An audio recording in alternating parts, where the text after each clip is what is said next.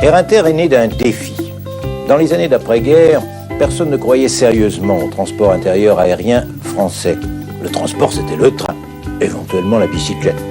Et on n'aurait pas mis un copec, en tout cas, dans une compagnie de transport réservée forcément à une élite, un moyen assez cher, et pour la grande masse, pas très sûr. Pourtant, en 1954, le 12 novembre, très exactement, 12 hommes, des administrateurs de grandes entreprises françaises, signent un accord. Ce sera l'acte de naissance d'Air Inter. Paul Marlan, un responsable de l'époque, raconte. Air Inter est né de trois idées essentielles.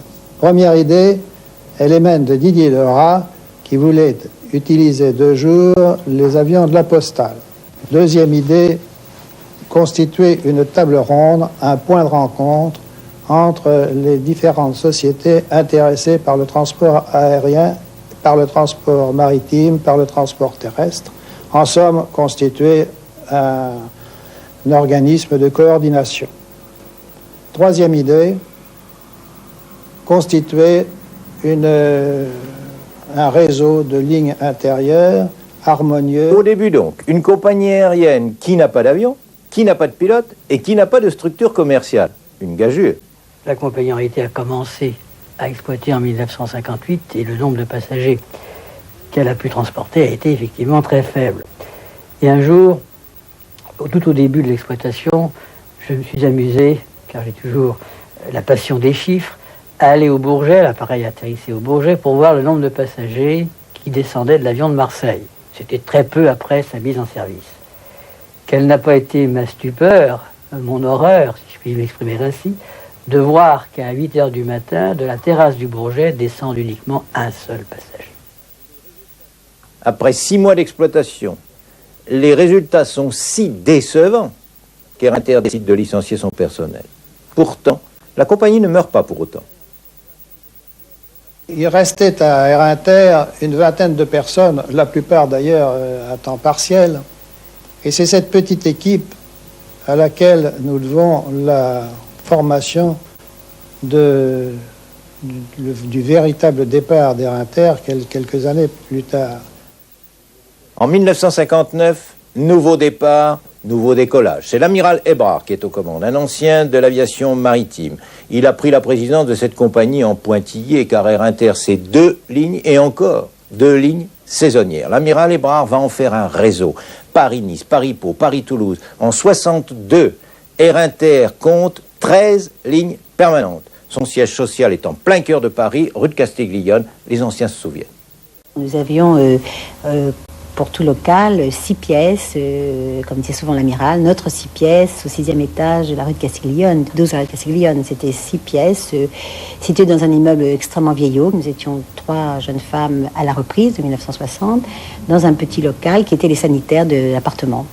Et nous avions encore toutes les traces des sanitaires dans cette pièce où nous avons vécu quelques mois tout de même ensemble. Tout ce qui se passait dans le bureau de l'amiral, qui était proche du nôtre, les éclats de voix de colère, les éclats de rire, nous étions au courant. D'ailleurs, à cette époque, nous avions un petit fanion Air Inter dans le bureau, et lorsque les éclats de voix de certains représentants de chambres de commerce venaient discuter pour l'ouverture d'une ligne, suivant les éclats de voix heureux, suivant les éclats de voix discordants, nous hissions le petit drapeau, nous le mettions en berne.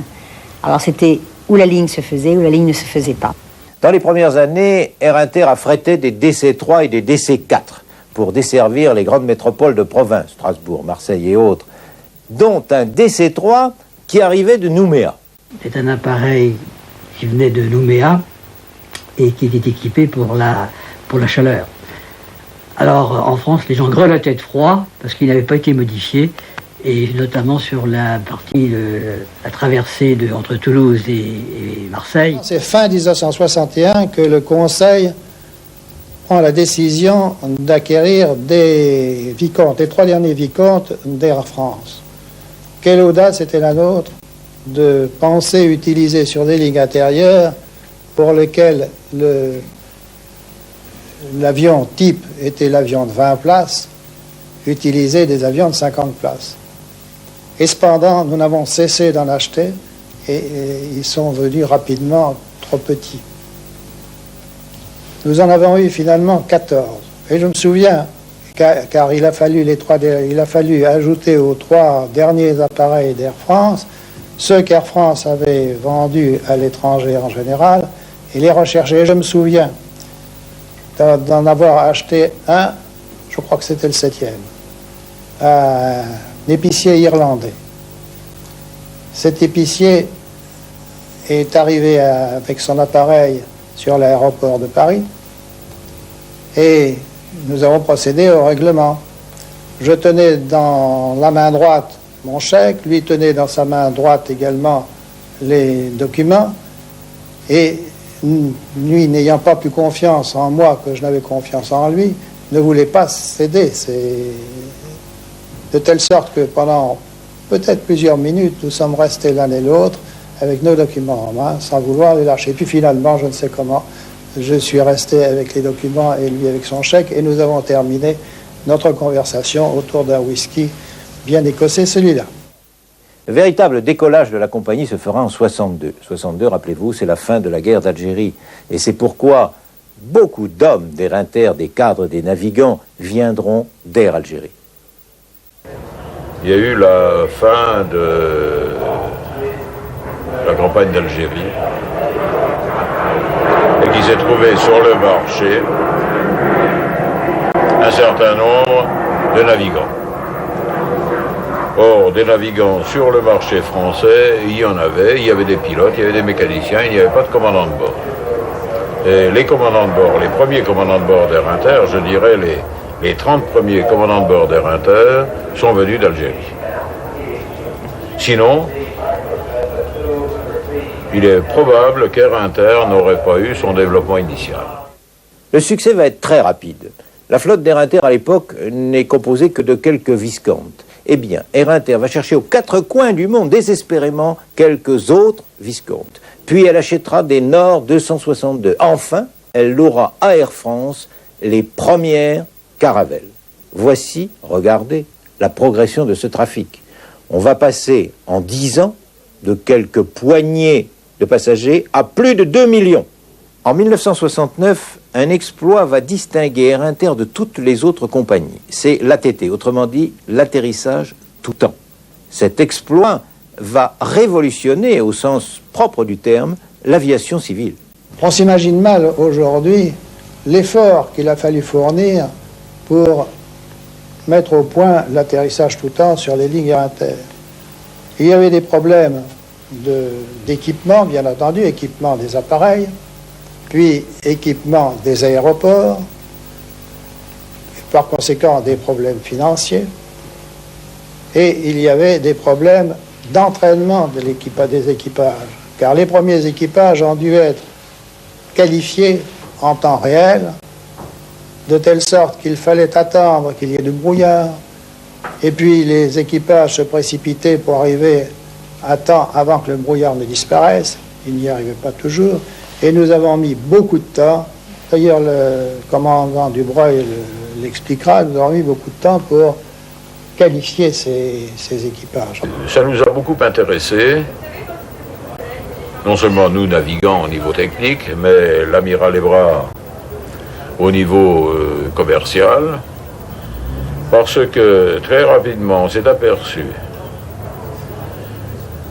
que nos passagers trouvaient l'avion Air Inter, même le Vickers, formidable pendant la belle saison, mais que dès le mois d'octobre-novembre, au premier brouillard, ils reprenaient le train.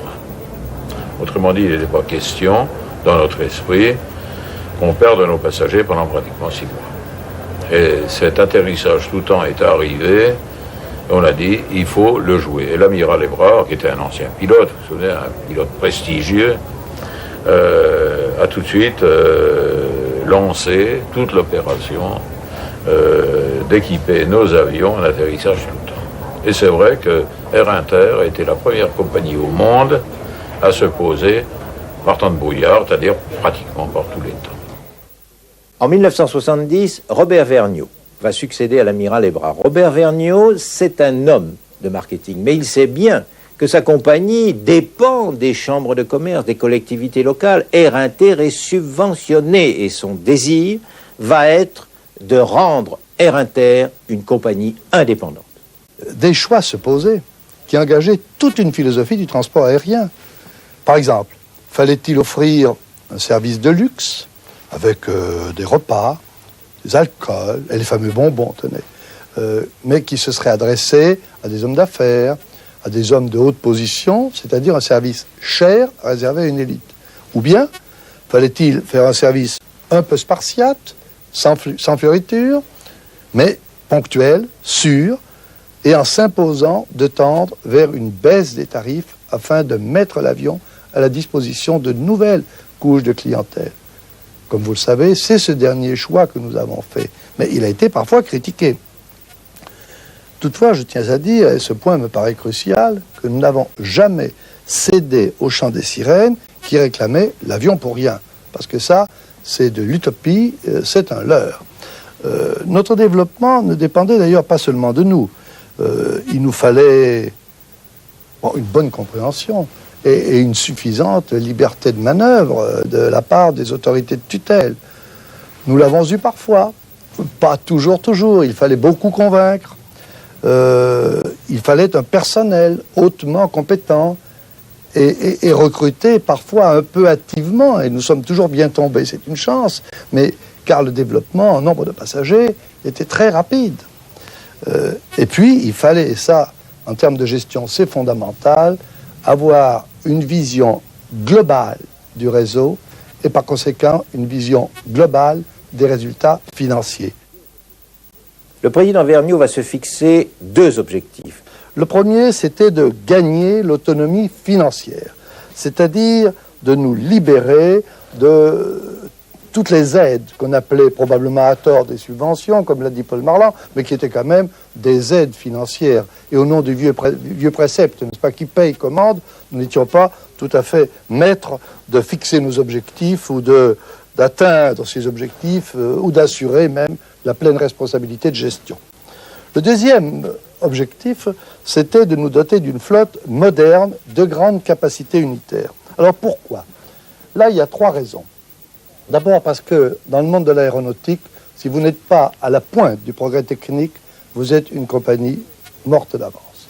Ensuite, parce que pour baisser les prix de revient, les prix de vente, par conséquent les prix des tarifs, il fallait absolument avoir des appareils performants, des appareils hautement économiques. C'est-à-dire qu'il fallait jouer sur la relation entre le coût de l'heure de vol et le nombre de sièges. C'est aussi simple que ça. Simple à dire, mais pas facile à faire, d'autant que Air Inter vient encore de s'enrichir de 10 nouveaux avions. Le Mercure de Marcel Dassault, un avion de 150 places. Alors il faut les remplir, ces avions. Facile le matin et le soir avec les hommes d'affaires, pas facile en heure creuse. Alors Air Inter met au point un système génial, le système tricolore, un système qui a été souvent imité, mais jamais égalé. Il consiste à avoir des avions vol rouge plein tarif, le matin et le soir, et aux heures creuses, des avions blancs ou bleus, sur lesquels il y a énormément de réductions pour les jeunes, pour les vieux, pour les familles, pour les groupes, etc. Ce système va permettre une progression rapide du trafic, et en 1976, Air Inter va passer la barre des 5 millions de passagers. Aujourd'hui, personne n'ignore plus en France ce qu'est Air Inter. Prendre l'avion à l'intérieur de l'Hexagone est devenu tout à fait normal, et grâce aux modulations de tarifs, tout à fait accessible. D'ailleurs, il suffit de remarquer le nombre de jeunes qu'Air Inter peut transporter. L'avez-vous remarqué, comme ils se sentent à l'aise, comme ils sont chez eux, comme c'est bien leur mode de transport de demain. Notre fierté, c'est d'avoir rattrapé un incontestable retard en matière de transport intérieur que nous avions par rapport aux autres pays du monde, certes, mais même de l'Europe. En 1975, autre étape, Air Inter achète des Airbus 300. C'est un avion plus silencieux, plus économique, plus rapide, moins polluant. Il aura un énorme succès. Nous étions bien désormais sur vol spatial. En 1977, le siège social d'Air Inter est transféré de Paris à Orly. En effet, les locaux parisiens sont devenus trop étroits. Air Inter a dépassé les 5000 agents. En 1982, Marceau Long prend la présidence à la suite de Robert Vergniaud et il va signer l'achat de l'A320, un avion d'une nouvelle génération encore, produit par Airbus Industries. C'est l'avion toute commande électrique et électronique. Cet avion aura beaucoup de succès. Il sera mis en ligne sur Air Inter 5 ans plus tard, sous la présidence de Pierre Elsen. Nous avons choisi l'A320 comme remplacement de notre flotte de moyens porteurs, avec un niveau un peu plus élevé, plus de sièges que dans la Super 12 ou que dans la Mercure. Mais cet outil moyen entre guillemets, car 172 sièges, c'est déjà pour beaucoup de compagnies un gros appareil, c'est un outil fondamental. La qualité du transport aérien sur un réseau dense comme celui d'Air Inter, c'est bien sûr d'assurer le volume, mais c'est aussi d'assurer la qualité de service, je dirais même avant tout d'assurer la qualité de service et de permettre une souplesse suffisante, même sur les grandes destinations, car il n'y a pas que des heures pleines, il y a des heures moins pleines, et l'A320 sur ce plan-là est un outil fondamental. Mais il est bien évident qu'aujourd'hui notre réseau sur l'Hexagone ne se développera pas autrement qu'en fréquence, mais non pas en beaucoup de lignes nouvelles, la desserte est déjà très dense. Et l'Europe, c'est une réalité économique déjà, et ça va devenir de plus en plus une réalité humaine. Et le meilleur moyen d'améliorer les rapports humains dans une communauté, ce sont les échanges humains, les visites, non seulement pour les déplacements d'ordre professionnel, mais aussi le développement du tourisme. C'est une façon de mieux se connaître, et le marché européen connaîtra dans les années qui viennent un développement comparable à celui que la France a connu au cours des dernières années. Et nous pensons intelligent et dynamique de nous intéresser à ce développement, de ne pas le regarder en spectateur. Dans cet historique, nous rappelions que Air Inter avait commencé avec 15 personnes, 16 personnes, je crois, en 1964. Nous sommes 10 000 aujourd'hui. Oui. Alors les anciens n'ont pas à rougir de leur passé, ils peuvent être fiers de ce qui s'est passé, et ceux qui arrivent dans cette société peuvent être fiers de ce qui s'est passé. Absolument, les anciens, ceux qui étaient à l'origine du développement de cette entreprise, les chiffres que vous avez rappelés, ils ont accédé, pour un certain nombre d'entre eux, ceux qui en étaient capables, à des postes éminents. Ils font partie de l'équipe de direction de la maison. Et dans une entreprise qui a déjà une certaine histoire, la pire des erreurs à commettre serait de ne pas tenir compte de ceux qui ont l'expérience, qui ont eu le sens de la créativité et qui, bien évidemment, le démontrent encore tous les jours, ont conservé ce sens de la créativité. Dans une entreprise, savoir avancer, c'est une vertu tout à fait fondamentale. Dernier rebondissement, Air Inter, grâce ou à cause de son succès, est une compagnie convoitée. Alors en 90, dans le remaniement du paysage aéronautique français, Air Inter entre dans le groupe Air France. C'est un nouveau challenge pour la compagnie dans la compétition européenne. Donc une date importante, Président, quel avenir avons-nous dans ce nouveau groupe, dans cette nouvelle structure? Oui, une date importante. Heureusement, dans l'histoire d'Air Inter, il y a eu d'autres dates importantes. 1989 a marqué une nouvelle étape dans son développement, puisque nous avons battu tous nos records, que nous avons transporté en une seule année 2 millions de passagers de plus que l'année précédente. Nous sommes dans un marché, pas seulement le marché français, mais aussi le marché européen, un marché en très fort développement. Je crois que le produit d'Air Inter, sa spécificité, le produit unique, mais tout de même varié, est un atout considérable pour bien répondre à l'évolution de cette demande et pour que la France, l'économie française, en tire profit. Nous continuerons donc sur la trajectoire qui a été initiée il y a maintenant près de 30 ans à Air Inter, qui est d'aller toujours de l'avant.